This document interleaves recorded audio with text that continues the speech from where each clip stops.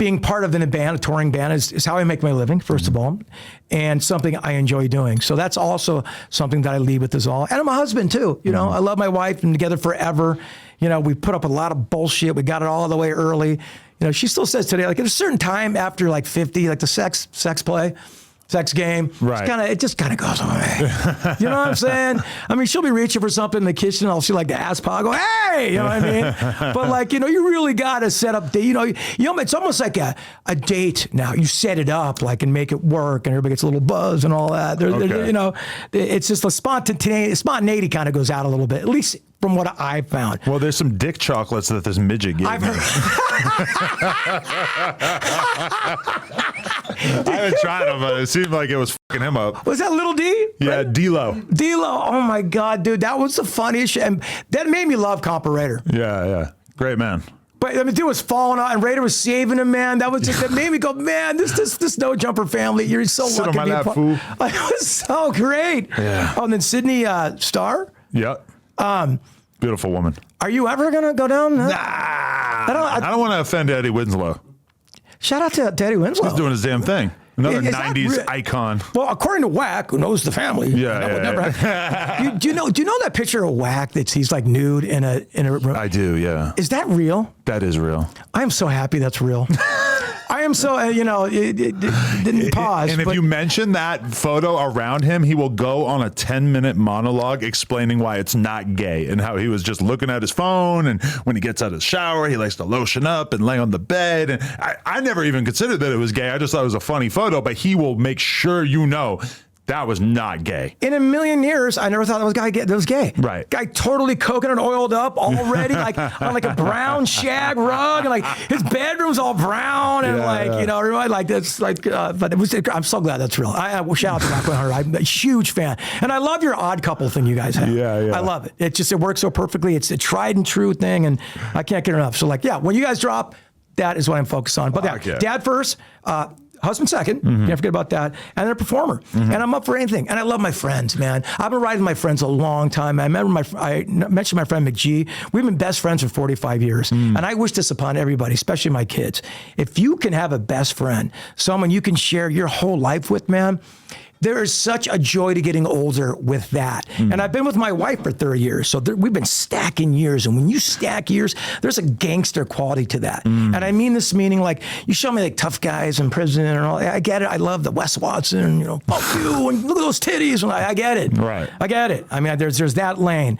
But when you stack years with people, man, that to me, showing up every day, doing the boring shit that's not applauded, doing the boring shit that's not getting on No Jumper, that to me, there's a lot of gangster dads in the valley just showing up every day, doing everything right. That to me is a salute. Yeah, wow. I love hearing you say that because like yesterday I felt a little bit of that feeling. I get into the house.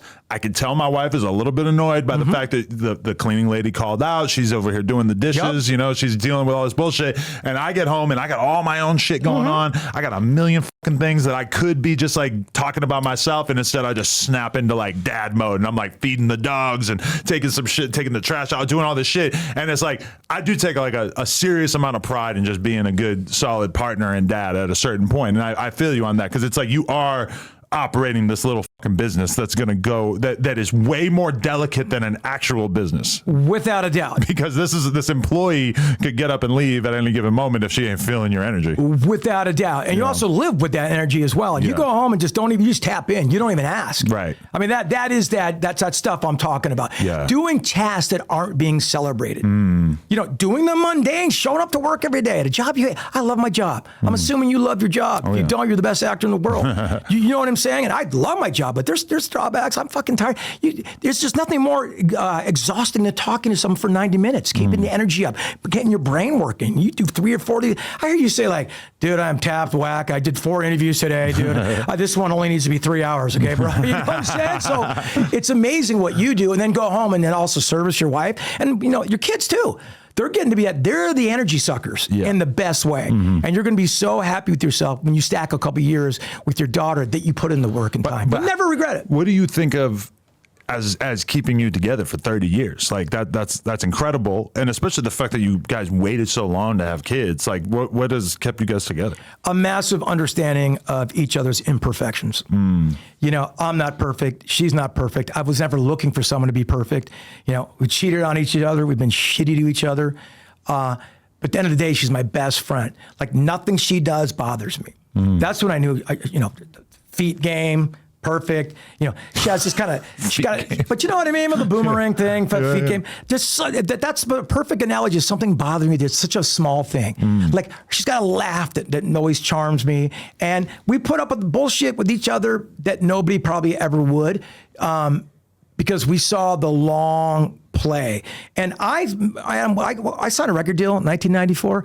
I came up here for my noble rights, my king riches. I am a rock star. I want it all. I met her 2 months after we signed a record. Wow. So I did everything I could to it up, and so did she. This is before we had a hit record. That's how I feel about Lena too, though, is that I got with her like 2 months after I signed my record deal. Like right as No Jumper was starting to get a tiny bit of momentum, boom. But you think you got a good outlet and you got a good partner where you can do that, you know, plug talk thing, and you know, you've got a good outlet to get that outlet out, if you know what I'm saying. Yeah. And you have a partner that supports that. It's a fucking business. It's a win-win for everybody. Yeah, it creates a little bit of a different level of closeness, yeah. Yeah. But my wife's at the point, like, you know, you sure you want to go out and go to Vegas and get a horse? You know, she's at that point, and it almost hurt me. I'm like, no, you know, I love you, you know. But she's like at that point, she understands the whole thing. So a profound understanding has kept us together for so long, and I genuinely like her. You know, when you wake up, Adam, you look over and maybe Lena's sleeping and she's breathing, but she's sleeping, and you go,